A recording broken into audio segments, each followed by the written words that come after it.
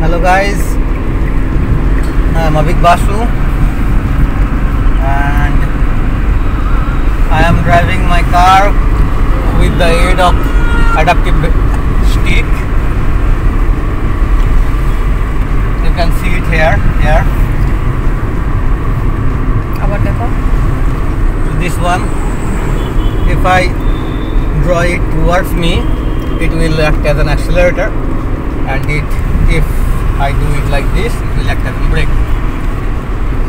I have my right leg affected, so I cannot use my right leg to operate brake and accelerator both. Also, my vehicle is a manual vehicle, so I have to change the gear manually.